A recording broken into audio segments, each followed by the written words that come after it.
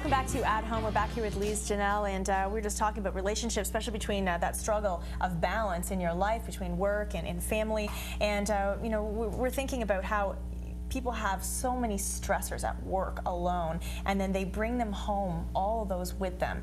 And if that keeps happening, that is going to put a huge strain on the family life, right? What I find, there are three ways we can live our life. It can be passive, aggressive, or assertive.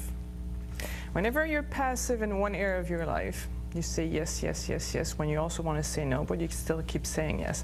Somewhere in your life, you're going to have to be aggressive. You're going to unload the stress somewhere. Right. So the key is to learn to be assertive, and you can only be assertive, which means respecting the self and the other when you have good self-esteem. So you must put value on yourself and be able to say no when it's time to say no, so that when you get home, you're not stressed. And it's important for people to realize that you cannot cheat. If you have more stress at work somewhere, if you suppress it at home, then often it will go against you and your own body. Your health will suffer. You cannot suppress stress. So learning to be assertive, learning to stick by your values.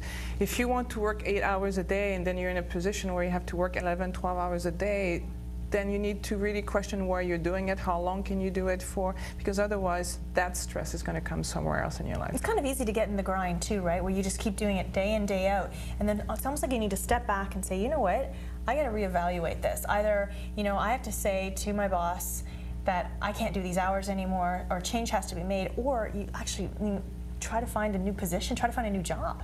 And sometimes people don't want to think of that possibility of searching for a new career or a new position, but it can make a life change for you. You become younger again. Yes. When a teacher of mine says, when you're green, you grow. When you're green, you grow. When you're ripe, you rot.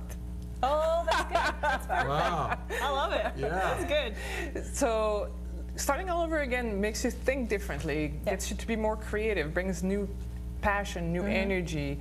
And when you can see when you go into a place where people have been there for a long time, they're just going there for the paycheck, the energy just drops. Yes. There's no joy, there's no fun anymore. You can't cheat the system. It's either you align yourself and your values, and you can live a fulfilling life, or you'll create strife, either at work, with your relationship, or within your health. Often people come to see, my background was a holistic chiropractor, and people would come to see me sick, stressed out, their body, you know, breaking apart.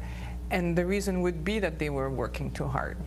And then they had to stop because of that. They had to reevaluate what they were doing. Lawyers, people in the marketing industry, people who work very, very long hours, then had to reevaluate, why am I doing this?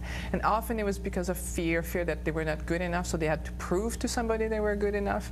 So once they realized, I'm good enough, I don't need to live this way, they would leave the system, but then somebody else who didn't know the lesson yet would come over, and because there's no lack of people needing to learn the lesson. It's probably hard to find personal balance too, because you need that as well. You need that balance, of course, with work and family, but also your own personal balance. And if you don't have that, then, I mean, you can't get any of it, right?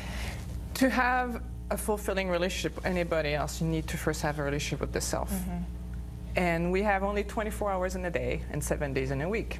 And there are about 8 areas where you can spend your time. One is familial, career, financial, social, mental, physical, spiritual, and also the home and your car, like the environment that you're in. Those all take time for us to be able to function. And if you put too much time in one area of your life that disconnects you from the other that are important for you, then you don't feel fulfilled. So as a life coach, I would assume that a lot of the people who come to see you are looking for that balance and they can't find it. So how do you guide them to find that proper balance? I help them find their core values. What's important for them. Not what society tells them, not what their mom or dad or their spouse tells them, but what they know for them is important. And help them create their work around that, their work, their life, their balance, so that they can live by their values. So what is it that we're doing differently here in North America than, say, for example, as you say, in France or some of the European countries, in South America, wherever it may be? How is it that they have time, or their pace is different than ours? Because we're putting more value on financial achievements, I believe, here, and career status. Those two things make people want to strive to have more things. But I think when you get around 40, 50, you start to realize that things don't do it. And if you just keep accumulating things, you know, people buy garages to put their stuff in it, and they're like, it's a never-ending battle of keeping the right stuff, giving away the stuff, and just working for stuff when you don't have the fulfillment inside. It's kind of a hollow victory, really, right?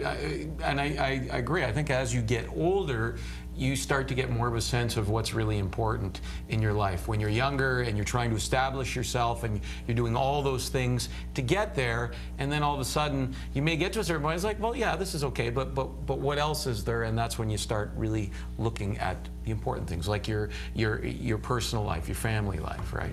I think at first often it's driven by a lack of self-worth, self-esteem, needing the outside to tell us who we are, and then after you lived a few years, you start to realize, hey, I'm somebody, I have my values, I'm a pretty good person, I don't need these things now to prove myself. And that comes with experience and maturity as well, right? So I think in your 20s, you're striving to get money because you're broke. You finally get it, so you're like, in your 30s, you're like, wow, and you're just spending everything. And then, and as you say, all of a sudden you look at your family and you look at your friends and you're like, you know what, this is more important than the money. And also often what happens is people around us die. That's the beauty of death. It makes us question what's important in life. Yeah, and quite often I'm sure that people who come to see you have had maybe a moment in their lives that have really made them kind of take notice, because again, you realize that you're only here for a while. That's actually my journey also. When I was 28 years old, my father was diagnosed with terminal cancer, was given 9 months to live, but 3 weeks later my brother died. Wow. Oh, gosh. And then that's when you realize that, we have this idea that every day I'm going to get up, I'm going to live until I'm 80, 90, 100 years old, but that's not the way life goes. And then I started to question, say, how do I live my life to the fullest, where it has meaning? So when my time comes, which I don't know when it's going to be, I feel like I have lived well.